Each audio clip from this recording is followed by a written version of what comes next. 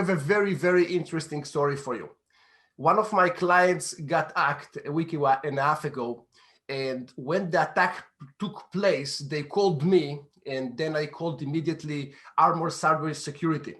Now, Gilad is the founder of this company, and I like him to tell the story from his point of view. Because for me, again, I'm not that involved with attacks on small businesses. But after talking to Gilad, I saw that it's not that common. And I like Gilad to tell his story about how the attack took place, what happened, how they were able to save the client. I think it's a very, very juicy and interesting story. Good morning, Gilad.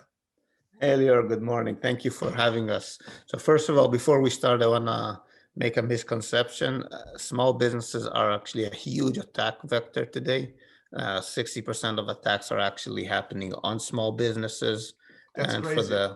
It is crazy, and for the very reason where, actually several reasons. One, small businesses spend very little money on cyber security.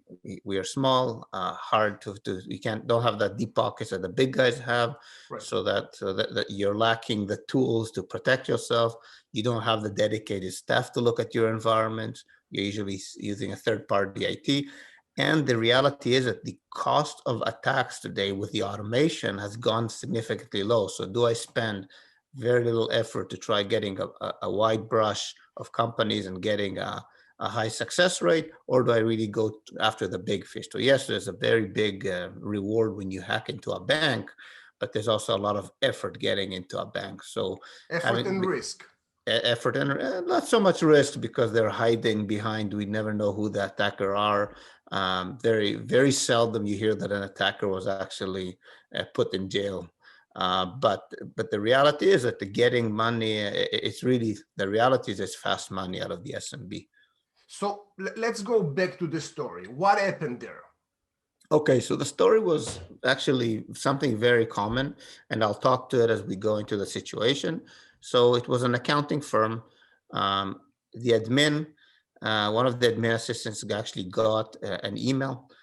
Now, it was a reply to a previous conversation with a customer. So it was a continuation of a conversation, an accounting firm. So the guy sent her an email. There was an attachment. The name of the attachment was the expenses, right? So it's always in Which context. Which is very common. Yeah, so it's common for accounting. It's common for day-to-day activities, nothing too suspicious.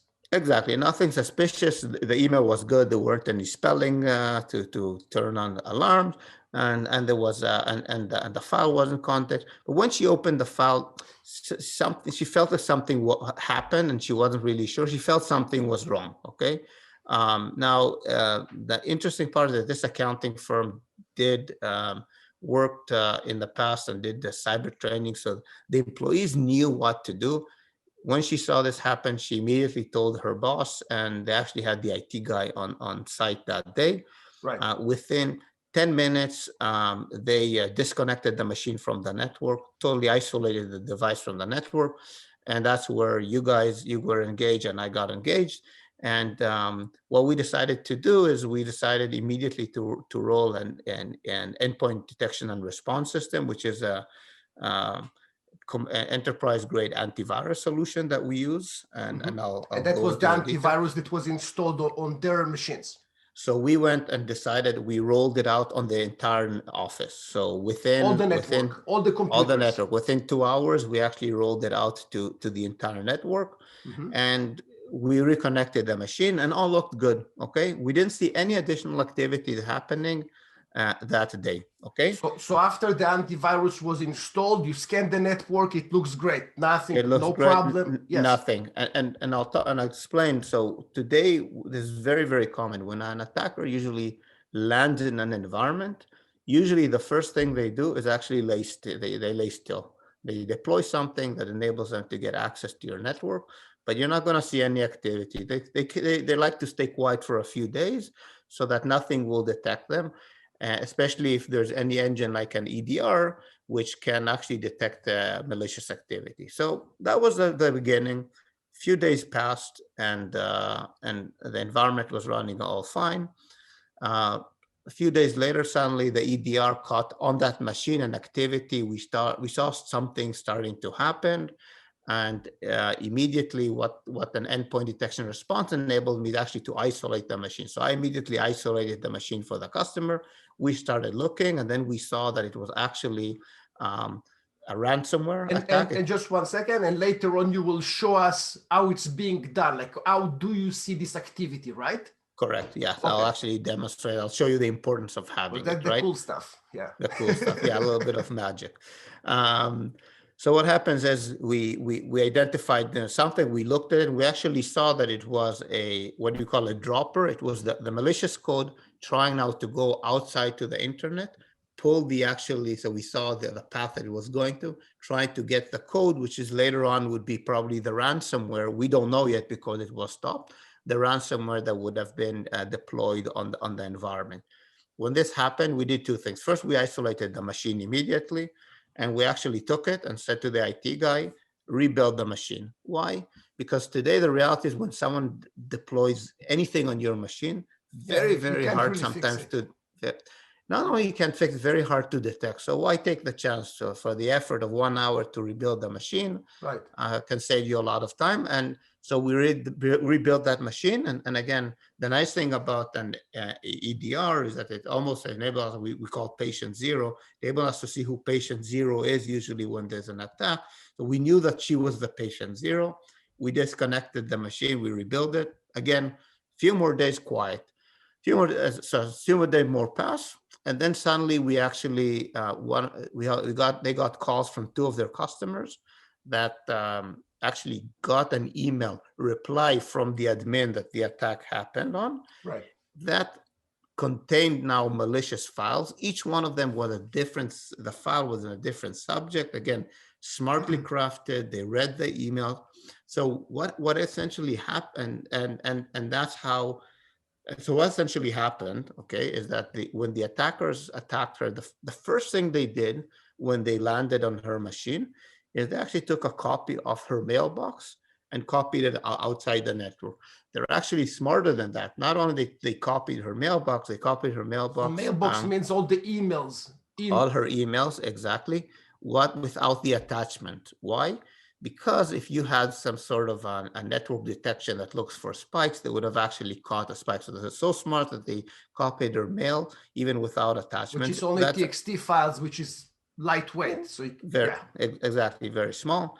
And that was in the first few minutes of the attack, right? So before she even managed disconnecting the network, they already had a foothold. Now, what they did is they didn't manage penetrating her email, but they were able to spoof her email later on. And spoofing is where you can go there's a lot of free services that you can go and just send an email saying, I am actually person A and Z, and the mail server would send it on your behalf. So they use her emails to spoof and use the reply so that they can continue the attack, right? So although the attack was actually blocked on that machine, now we know at least of two more customers that actually went and got the email and clicked the attachment and got infected. And that's essentially how those viruses keep on living. And again, if you look at it, it's a very sophisticated, very smart attack, because you're getting an email from one of your suppliers, in this case, that now you already know and communicate with anyway, so it doesn't look suspicious. Nothing is suspicious. And again, very, very hard in those cases for anyone to actually identify that this is a malicious email or there's a malicious file within the email, especially when it comes from someone that you know. So that's what they do, the hackers. They're looking at ways to actually disable our defenses, right, by putting as much as a reference point for us so that we would be willing to actually open the file. So the two clients got the emails, they clicked on the attachments. Mm-hmm. So and then we got more calls. Yeah, and they infected their machines. So now it was a batter actually. So when that happened, immediately we worked with the accounting firms to send a communication to all their customers saying, safe, in case something comes from them, do not do it. But now the attack goes on. Now there's no way but actually to deal with the end customers. and we helped one out of the two. They immediately called us, and we actually had to go and clean their environment as well. I think the other company, I don't know, they had someone maybe working with them, so they worked on it on their own. Okay. So at that point, so if there was no quality antivirus, and when I'm saying antivirus, I don't mean Kaspersky and Yes. McAfee and all this crap, because those are not really antiviruses. And just I like to stop you 1 second. Can you explain why the antiviruses that are being sold today with the signature based, why they're ineffective to today's environment?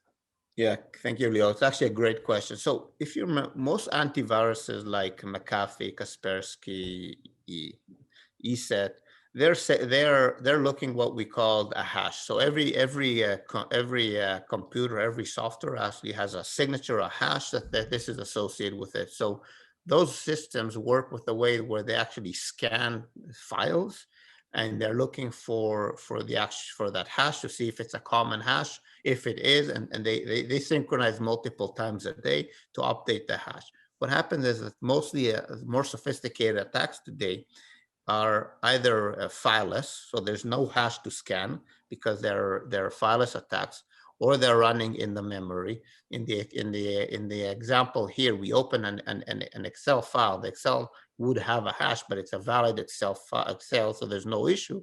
And then within the Excel, they actually ran a macro or a PowerShell script, some sort of a command. And again, so those antiviruses would not be able to. So unless you have something that can detect connection to the network, file scanning, behavioral based, and that's essentially their behavioral. The new endpoint detection systems are behavioral based, so they know how to identify all those types of attacks in order to stop them. Also, in my days, like I was doing security in 2008. Back then, I was able to take viruses, reprogram them, and just now they have a different hash, but the functionality is identical. So the antivirus was not catching them, and that's even like 10 years ago. Exactly. You can run a simple command, echo command on your command prompt, and you change the hash file of the file, and by then it's a new virus. Actually, it's a new virus, and we see it a lot of times. So when I come to customers that get infected with cleans, sometimes I can see actually the same virus spinning itself on every machine in a different name, different hashes. So that's part of the program, is to continuously evolve the hash and the signature and the naming convention. So any endpoint, making it harder for any endpoint to actually protection system to stop them. Right. Okay.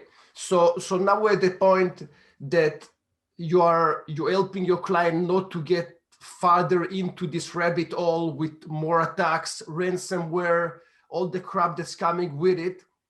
What are you doing then at that point that you're able to stop the attack? Look, this is a best case scenario that we've seen here. Okay. I know. Because that's why I actually like using it. I think it's very rare to see an organization that was prepared. It started with training the employees, so the employees knew. Most of the cases, people, even when something runs on a PC, someone saw it. Someone saw a movement, like there was the attack last week that happened in Florida, where they tried poisoning the water of a city. Now that's unique, but the guy was sitting there and looking at his mouse move on his screen, and he thought originally that it's his boss using remote control, and the second time it's something like. So a lot of time people see something happen, but they're afraid to report, they're afraid of being reprimanded, and they don't say anything, and then it's too late because now your organization is under ransom. So this scenario was actually the best case scenario. Right. They did the preparation, they had a response plan, they knew what to do. We stopped the attack. So I'm putting aside, so we rolled the EDR, which was something that needed to have happened anyway. So I would say that. Even so before. And so the cost, so we spent a little bit of effort just to invest to make sure that they didn't manage doing anything else, but for almost no cost, most of the cases was blocked. Most of the cases that I know about, those type of events is not that beautiful. It's that the business is getting hacked. Usually there is ransomware involved, which means the attacker is encrypting some or all of the network. From that point on, the business is paralyzed. They cannot access the machines anymore. There is negotiation with the hackers. They take lots of money, and in return, they will give the decryption key to the attacked business. It's not always working. Sometimes they're losing the entire, company. Sometimes some of the company. This is the stories that I know from business owners I'm working with, which is very, very sad, because you can lose the entire business in a day. So that 100%. Actually, that week we dealt with two customers, with several more, but that week we had in the same city this customer that had went on, I would say, unscathed, and another customer that had full ransomware. I believe it cost him north of $150,000. and that's a small business. That's a small So business. that's So painful. it was actually a smaller business. It was like 15 employees. So 15 employees paid 150,000. It took about 3 weeks for recovery, because negotiation, and then rebuild the entire network. And now we're investing in putting the security control. So think about it. So wait, so you're not working for 3 weeks. Yes. Your clients knows that you got attacked, which is a huge reputation damage. Because you can't service them. You need to hire a company to clean everything, rebuild your system, and put security in place. So that 100%. It sounds to me like, for most companies, like total devastation. It was, and in this specific scenario, going back to my point about hackers coming in and being stealth, they were actually attacked 9 months ago. Okay, so what happens is they got attacked 9 months ago. The hackers went in, put in a few open ports, so they have back doors so they can get into the system whenever they wanted to. They went and disabled all their backup systems, so that when we came to restore, there was nothing to restore because there was no backup running.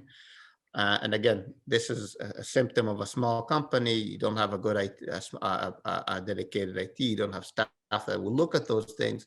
So someone can actually stop your backups without you noticing. So backups were done. But also with big companies, they have backups. But the problem with the backups, no one is checking the backups. And when you need to start rolling out the backups as your part of your continuity plan, you have nothing. The backups doesn't work.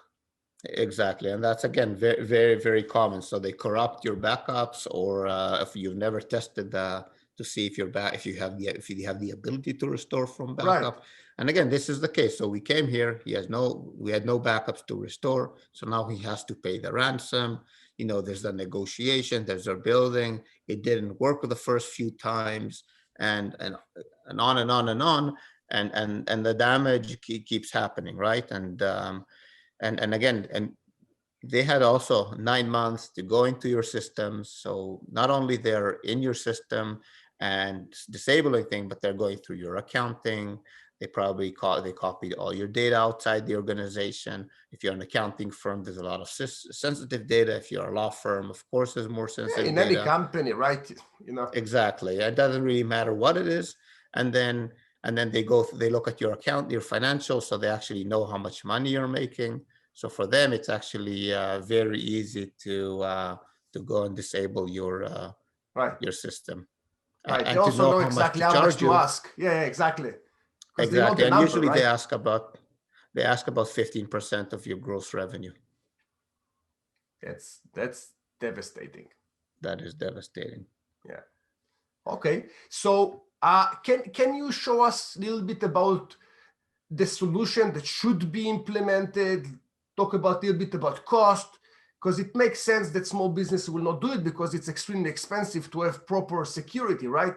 So yeah, exactly. If you can just talk about it and just show us a little bit. Okay, so I would say that there's 3 things that a business, and then I'll actually dive in, that a small business, okay, must have today at, again, in my mind, a very low cost. Okay. The first one is a proper backup. I don't want to call it ransom proof because there's nothing proof, but usually this is a cloud backup solution that has some sort of a token, so that to do the backup, just like a two-factor authentication that we have when we dial to the bank, when we call the bank, they send us a text. It's a backup that would have some sort of a two-factor authentication with a service, and that will have proper snapshots. Again, something making sure that you have a daily backup and backup that's offline, so that you have, so that's in my mind the basics. And again, a cost today is about $60 a terabyte for a backup. So this is nothing. And I would assume that everyone here that on this line that is watching has a backup. They're paying probably around that number. So in my mind, this is a wash. Okay. Right. The second one is having an endpoint detection response, which is actually an EDR. That's the old antivirus replacement.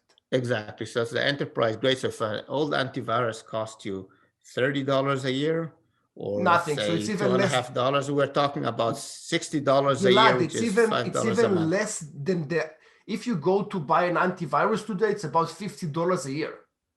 Exactly. So you're talking about a better solution that costs less, and that's no, it doesn't cost less. It costs $60. I'm saying, like, if you pay today between $30 to $50 for the enterprise grade, you're talking about $60. Honestly, it's a wash again. And the last point, which so it's just a little bit more expensive than the conventional not working antivirus. Correct. So if you think about $5 a month to have having your systems protected. And I think the third one is that we see more and more is having an email security system that knows how to filter the malicious. So in the example that it's like a proxy, right? That sits before the mail server. Exactly. So like if the example of the accounting firm, we would have been able to detect it because I would have known that the email actually did not come from the perpetrator, and they would have actually identified that there's some malware inside the file. And today, 90% of attacks are actually coming through email. So having an email security, in my mind, is critical. Okay. So even if you have the best firewall in the world, the mail port is still open and mail's still coming in, even if they are contaminated. 100%. So let me share my screen, and then I'll be able to demonstrate two of those solutions. Okay. So what I'm saying here, this is the what we call the EDR, endpoint detection. The nice thing, it gives us a dashboard, so we can see different attacks that are happening. You can see where the attacks are coming from sometimes. But where the interesting is that you can see that I now have a view of what's really happening on the attack, right? So if you look at here, it gives me a full path of what the attack, what the processes are being called. You see, when you start seeing stuff like opening threads and processes and trying to access different services, and these are really the eyes that I'm actually getting on the environment. Just to give some context to this presentation, when you're saying services, it means application running on the computer. Correct. Yeah. So if you see here, in this case, it was where is it? Okay, so there was it started with someone logging into the machine, the SMSE executable, calling the WinNT, which is the login, and so forth, and then calling a file called core.exe, and that one is starting to spin up the various services. And what I want to show you here is like in an example of actually a virus, if this would let me click on it, and the nice thing that we're seeing here is that you can see I can see everything what the process is doing, but we also have like a different, the antivirus is looking, I remember, for behavioral. So it's looking for stuff that it's doing. So first it found that there's like, let me move things around so we can see better. So that's basically the differentiator between the old-fashioned signature-based 100%. virus detection and this one, which is more about behavioral of the antivirus. So first off, you saw something that's detected suspicious. Then the machine started doing a process hollowing, which is a process that antiviruses are using in order to emulate um, processes that are in the system that you think that are accurate. Then they have executable that wasn't mapped. So then there's different, and then trying to do encryptions and file deletions and changing the file names and deploying the TXT. And this is actually the higher level. I don't want to get into it because I don't want to get too technical, but there's also a whole ability to go do on forensics. So when I go into the forensics, I can actually see step by step of what the virus is doing. And this gives me the ability to really analyze each event and determine is it good or not. The tool would block it. Sometimes there's an element of false positive when it thinks something is bad, so we need to create exceptions. But at the end of the day, this is really increasing your level of security by tenfold.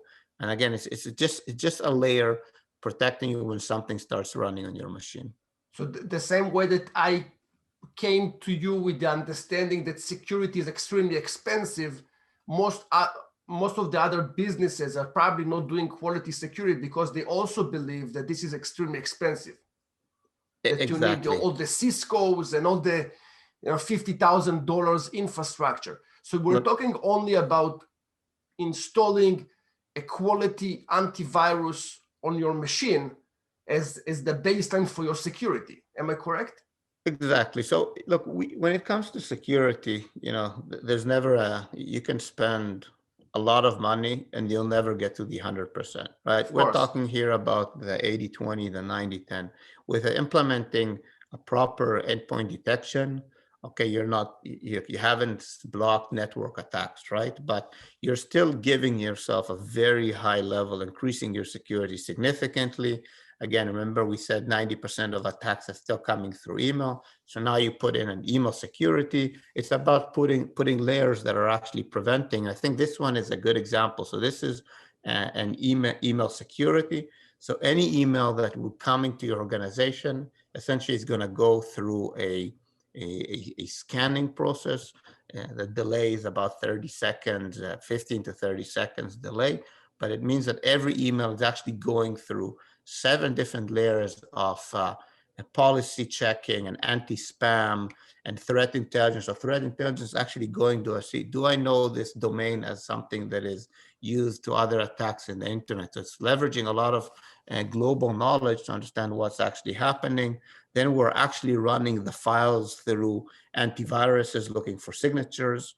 We're looking for anti-phishing, where the uniqueness about this solution is actually every email, every attachment that it comes, we're actually taking it and opening it up and clicking at all the links that are happening. So I'm instantiating a virtual machine where I'm going to click on the first link, on the second link, on the third link. But because a lot of times what you would see, and we saw it with COVID as an example, you would get an email with a lot of information about COVID. It can come from, look like it came from the CDC, Center of Disease Control. You click on it, it takes you to a website that looks legit with a lot of information. And actually, when you go to the next third or fourth level within it, that's when the ransomware or the malicious code is going to be deployed. So hackers are very, very, very sophisticated. With those type of solutions, we actually try going and click until the end till we can see what the things that are happening. So for example, here. So basically, you're not only clicking the attachments, you're following the entire path of the links and whatever, just to make sure that it's a safe environment for the user. Exactly. So you see, for example, here, this is an example of an email that came in. So there was the email. I can actually view the email. It was caught by 3 different engines that identified. You see, so this is, it tells you here that a website responding to a known brand.